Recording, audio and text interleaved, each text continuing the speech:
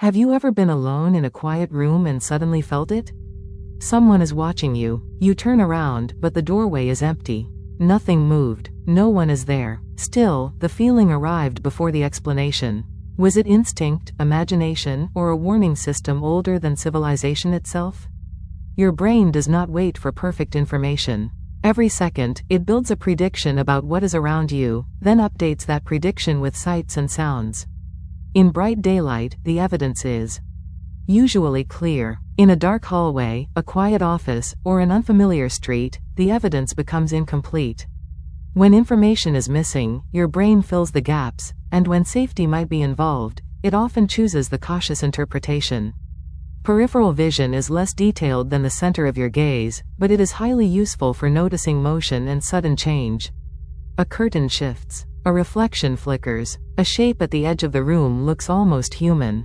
Before you identify the object, attention snaps toward it. Research has found that danger-related signals in peripheral vision can trigger very fast activity in networks involved in alerting and emotion. The system is quick because, in a real emergency, speed matters more than certainty. Humans are unusually sensitive to eyes and gaze. A direct look can signal interest, affection, challenge, or danger. Studies of gaze perception show that direct gaze captures attention and changes arousal, but its meaning depends strongly on the situation. The same pair of eyes can feel friendly across a dinner table and threatening through a dark window. So the sensation of being watched is not one magical sense. It is the result of several systems combining tiny clues with context. Imagine two early humans hearing a faint sound beyond the fire. One assumes it is only the wind. The other checks the darkness. If there is nothing there, the cautious person loses a few seconds. If there is a predator or a hostile stranger, those seconds could save a life. Evolution does not design a perfect alarm. It favors an alarm that is useful often enough. That means false positives, feeling a presence when none exists, can be the price of staying alive.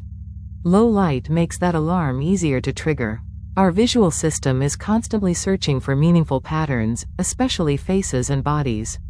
A coat on a chair becomes a seated figure. Two reflections become eyes. A doorway becomes a silhouette. Once the idea of a watcher enters your mind, attention starts collecting evidence for it. The floor creaks. The air vent clicks. A shadow moves. Ordinary details begin to feel connected, even when they are not. Stress, fatigue, and unfamiliar surroundings can raise the volume. When you are already alert, ambiguous cues feel more important. Horror stories, ghost videos, and memories of a frightening experience can also prime the brain to expect a presence. This does not mean the feeling is fake. The physical response can be completely real. Faster breathing, tense muscles, a racing heart, and the urge to look behind you. But a real feeling is not automatically reliable evidence about its cause.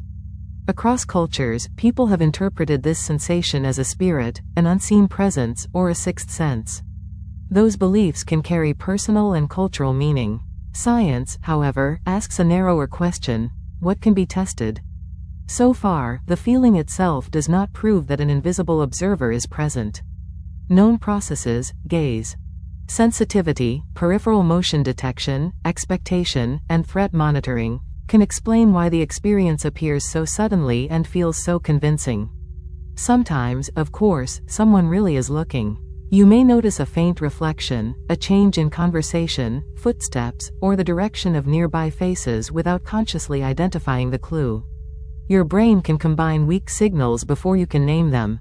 That can feel like intuition. Yet intuition is not infallible. It is a rapid estimate.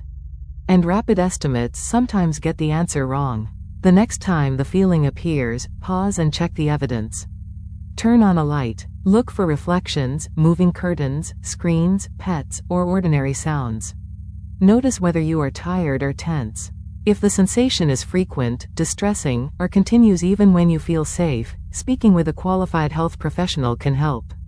Curiosity is useful. Fear does not have to make the decision for you. So why do we feel like someone is watching us? Because the human brain is a prediction machine, a pattern detector, and an ancient security system, all at once. It watches the edges, reads the eyes, and chooses caution when the world is unclear. The next time you turn toward an empty doorway, remember, the mystery may not be in the room. It may be in the extraordinary brain trying to protect you. This is Unseen and Explained, where strange feelings meet the evidence. Subscribe, and tell us, when was the last time you felt someone watching you?